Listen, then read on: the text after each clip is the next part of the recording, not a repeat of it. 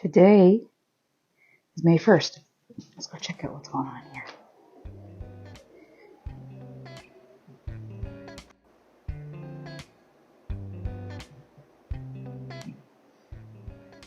Wow.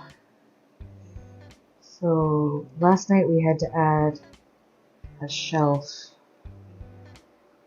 because the peppers were getting a little too high for those bottom shelves, but it worked out. So let's see what we got here.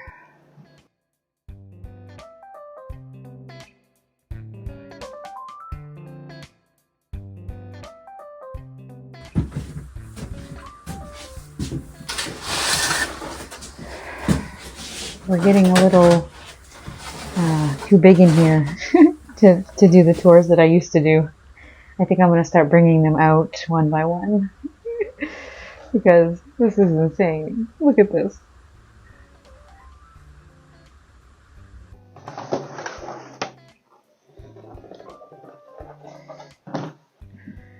So that was a lot. We have some cumin that I sowed on April 2nd. Some cute little cumin, which it's the first time I've grown this. And then check out these watermelon. And you can see the yellow dots. It's watermelon, but it's Stars and Moons watermelon.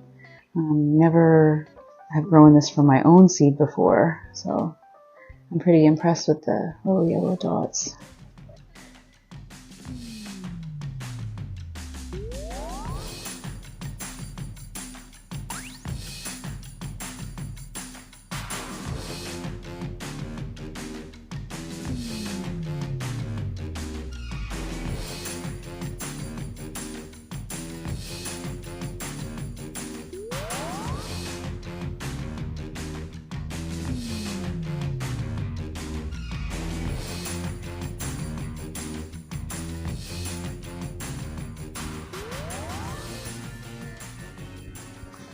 Those are pretty beautiful. So I have a bunch of peppers here started so I can show you. We did grow some regular jalapenos this year, and we grew some paprika. So I got paprika and I got cayenne. And the cayenne and the paprika I'm going to use to make my own chili powder with. We make a lot of taco seasoning ourselves. We have to buy the chili powder now, so I want to make my own chili powder. But these are the cayenne peppers. They're from Rainbow Seeds.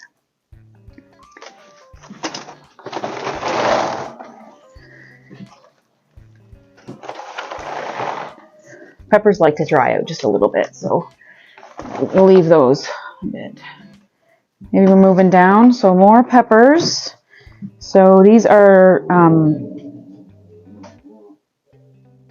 sweet peppers. So we only sowed these on April 1st, as opposed to February 28th is when we did those ones.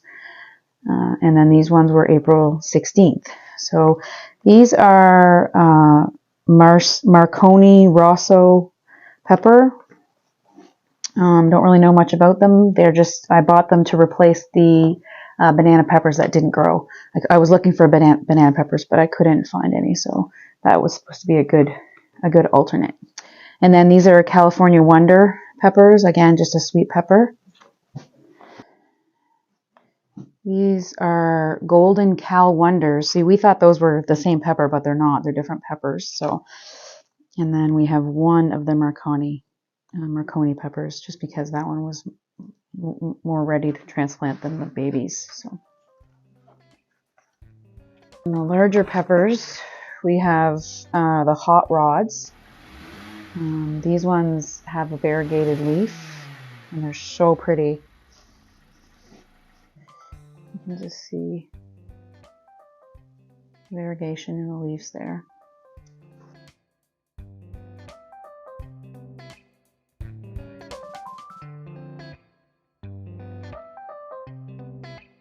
We have some of these shishito peppers. They're supposed to be good in the frying pan, wilted a bit. We have a lot of those, so we're going to have a lot of those for sale. We also have black jalapeno, which is this right here. So this was again planted on February 24th, and we've already started to have to take a bunch of flowers off like that.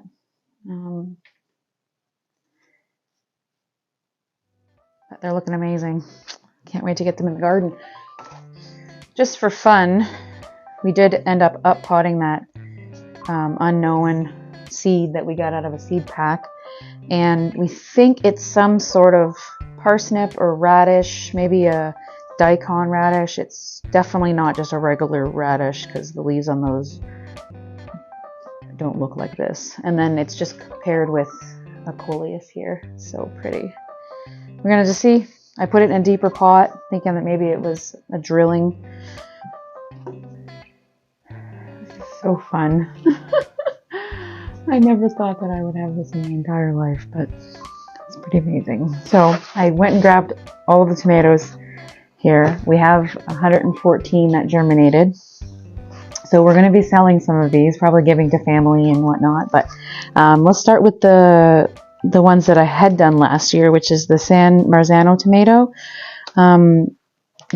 We used to do the Roma tomatoes, but I find with the Roma tomatoes we would get blight around here, and I don't find that the San Marzano do that. These ones look maybe a little sad, but they'll pop back up. Next, we have a new one for me, a Kellogg's Breakfast. There's 10 of those in there. Kellogg's Breakfast tomato is like your beefsteak tomato, but I've never grown them before. Actually, every one in this tray I've never grown. So these are Great Myers Pride, and we just had 5 extra. I have a full tray of those as well. Never grown those. Like the name. There's a story behind it. Great Myers Pride tomato. It's an heirloom.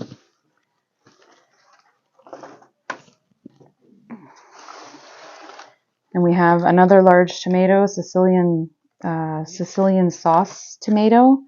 And I think we have 3 Great Myers in there too. These ones were sown on April 1st, and they're looking really good. They're really strong. The lights help quite a bit with that. It's the first year I've used lights like this before. And now we have our biggest, tallest tomato yet, I guess. And it's a pink icicle. I think this is more like a sauce tomato. I just think that the skin is just a little bit more pink than red. I'm hoping anyways. And then a couple San Marzanos.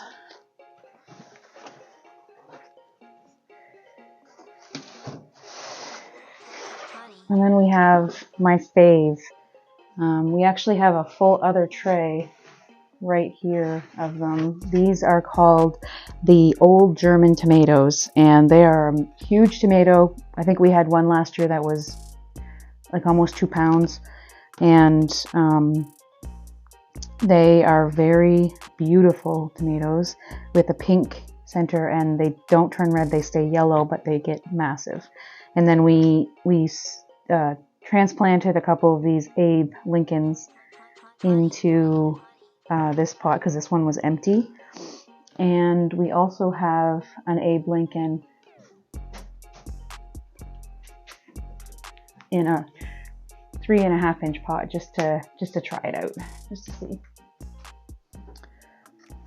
And I think that's all of our tomatoes.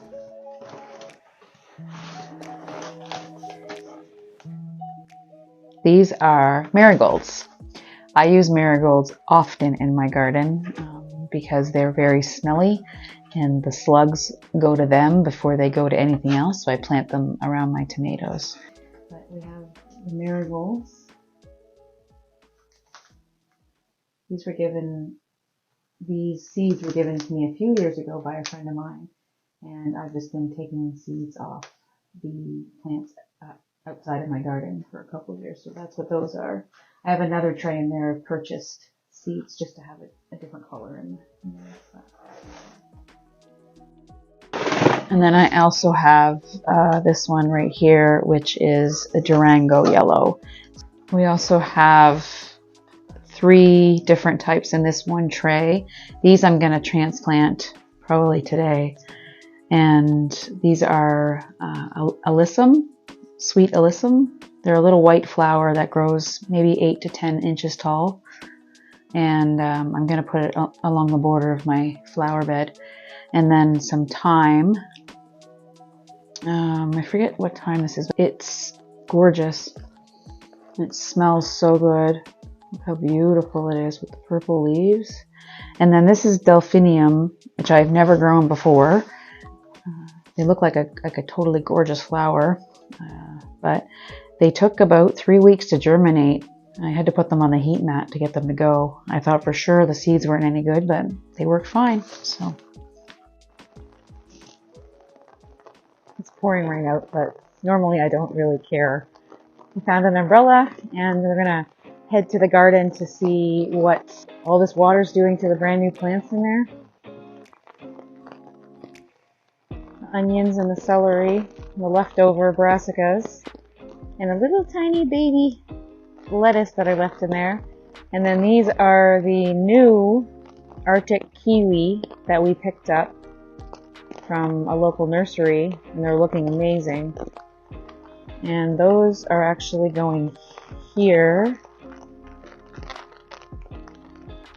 a little later. We're going to build another bed just like that over here so that we can put some 4x4 posts in it to make an arch.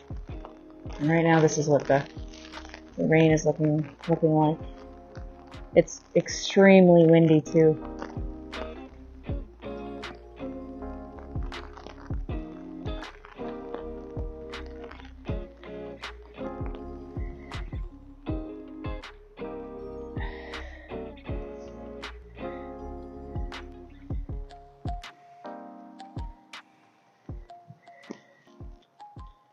You're going to notice some differences in here just because I've been working away. I added this new bed here, and I planted some spinach and some lettuce that was sowed in the growing room.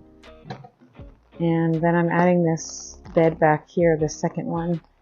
I realized we don't have enough space for all the tomatoes, so I added one more bed. That one is not finished yet. But let's go look at the brassicas. All the work we did paid off. Those brassicas are in excellent condition, and they love growing in here. Oh, looks like that pillow flew away. Oh, looks like my tarp over there flew away. Check it out.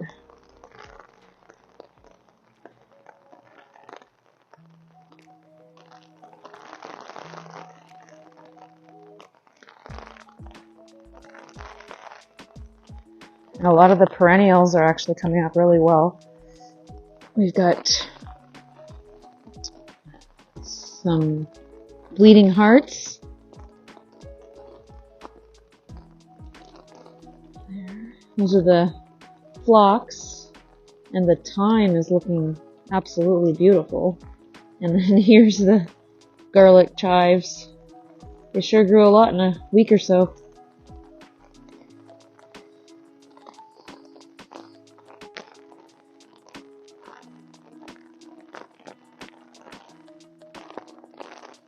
This is my music garlic.